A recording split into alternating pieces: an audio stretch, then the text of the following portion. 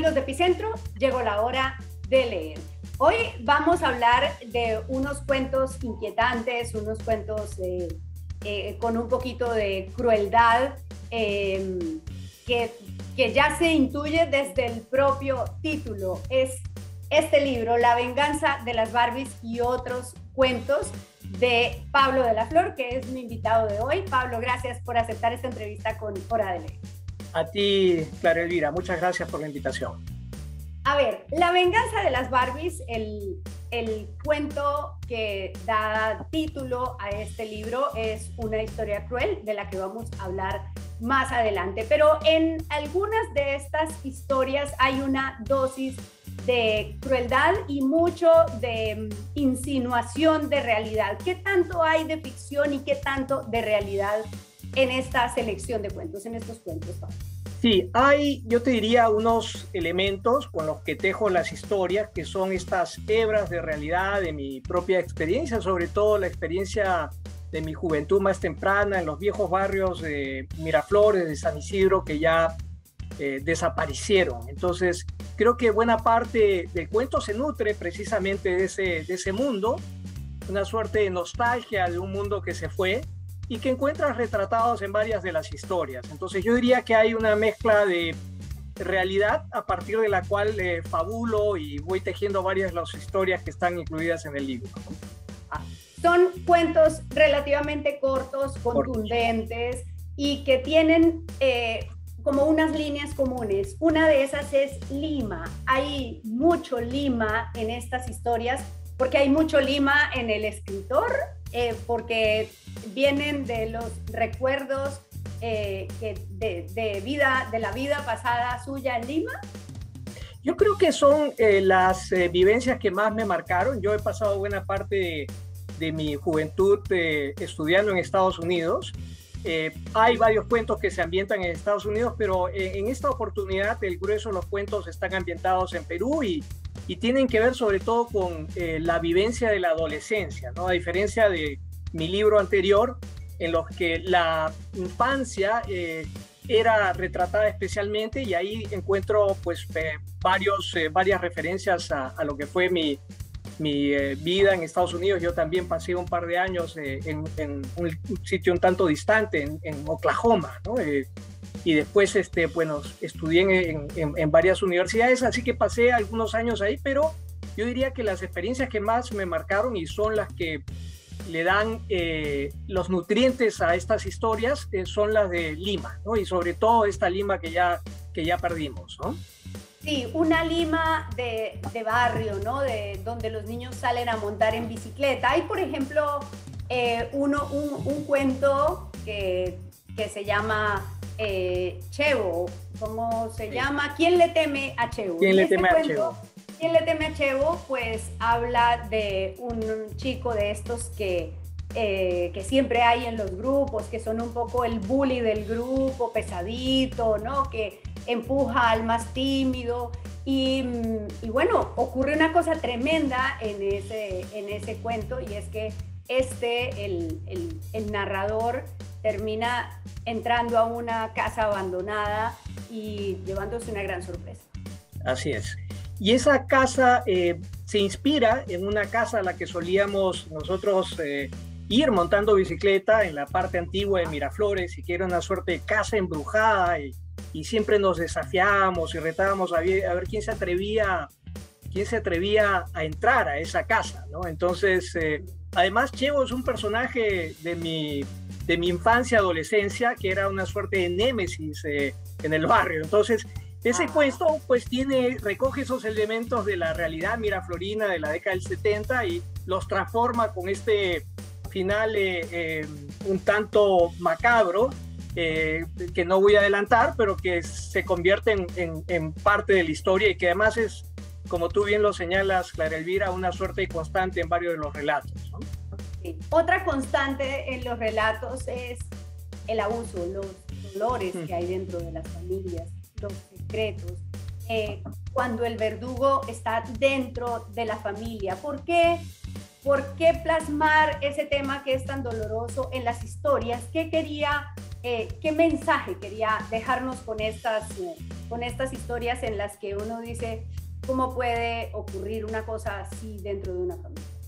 Yo te diría que es una realidad que queda retratada en los cuentos, que es bastante más frecuente de lo que imaginamos o nos atrevemos a reconocer. Yo creo que todos hemos atisbado un poco a esos monstruos, los que tuvimos más suerte desde fuera, ¿no es cierto? Los padres de los amigos o las situaciones que uno intuía de niño, de joven y que después con los años pues ha venido a constatar. Entonces, lo que he querido con recoger esta temática es de alguna manera visibilizar una situación que es bastante más frecuente de lo que queremos creer y que es pues profundamente dolorosa para aquellos que las experimentan, ¿no?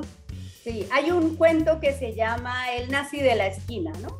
El nazi de la esquina,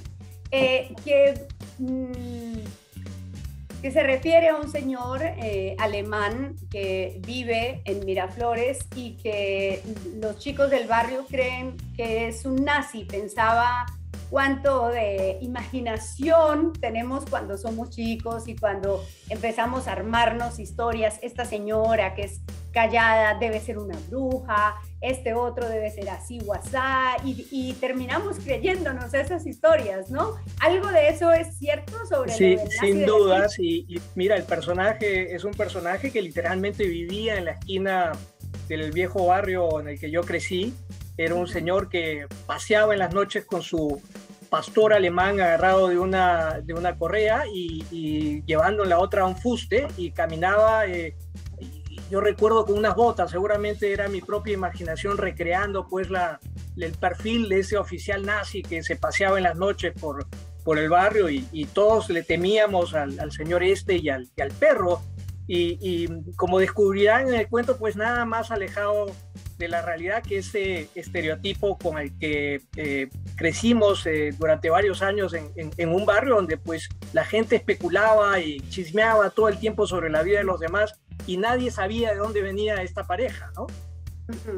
Y hablando de prejuicios, pues llegamos a La venganza de las Barbies, que es el cuento que le da título a la selección de cuentos. Y entonces ahí sí que hay una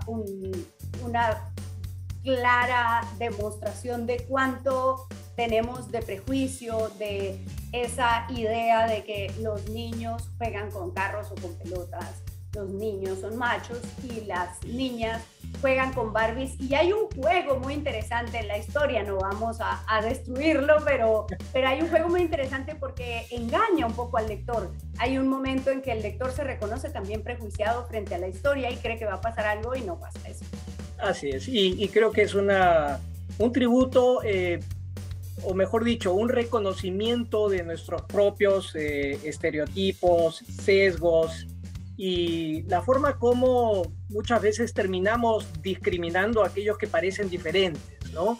Y el cuento lo que muestra es un camino alternativo, no voy a adelantar los detalles, pero reivindica al personaje principal en un entorno donde pues ni siquiera teníamos, Clara Elvira, nosotros no existía el bullying porque el término no existía, el bullying era normal, digamos, ¿no? Y actuar de conformidad con esos estándares y discriminar a aquellos que parecían distintos, pues era una cosa aceptada, aceptable y promovida, ¿no? Entonces el cuento lo que retrata es la historia de un personaje que, pudiendo haber sido marginal en ese momento, termina teniendo un destino distinto al que uno hubiera imaginado, ¿no? Uh-huh. Bueno, Pablo, estos cuentos son hijos de la pandemia, entiendo. ¿Cómo es que alguien que se dedica a temas económicos, que tiene tanta experiencia en empresas, en el sector público, que tiene un montón de trabajo, y ahora no vamos a hablar de las turbulencias del gremio que dirige, termina escribiendo una selección de cuentos y se dedica a hacer cosas literarias? Mira, para mí ha sido sumamente grato, muy divertido escribir estos cuentos y sobre todo redescubrir memorias y anécdotas, ¿no? Lo comentaba el otro día con mi hermano que acaba de terminar de leer el libro y comentábamos, oye, en el libro hay niños que juegan a subirse en los árboles en el barrio, ¿no? Entonces yo nunca he visto un niño subido en un árbol en Miraflores o en San Isidro o en Chorrillos, donde he vivido los últimos 20 años, ¿no? Ya no, pero ya no si existe. lo intentan los serenos tampoco se lo permiten, ¿no? Ahora. Así es, así es. Pero bueno, ha sido muy divertido. Este cuento ha sido producto de la pandemia. Yo diría que ha sido la tabla de salvación psicológica para mí en la pandemia, el poder dedicarle pues unas horas al día, sobre todo en la noche, a escribir estos cuentos. Ha sido una experiencia muy gratificante y creo que es la inyección de cordura que me permitió sobrellevar la pandemia, mal que bien, con altibajos, pero sobrellevarla. Así que espero no tener que esperar una próxima crisis para escribir otro libro. Ajá, eso esperamos. Pablo también ya ha publicado un poemario que se llama La luz sobre nosotros y el primer libro de cuentos, este es el segundo, así que bueno, siempre hay que refugiarse en la literatura, las palabras nos acolchonan los dolores del corazón. Gracias, Así es. Pablo. A ti, Clara Elvira, muchísimas gracias. Y usted recuerde que no lo encuentre el diluvio, sino un libro debajo del brazo. Hasta pronto.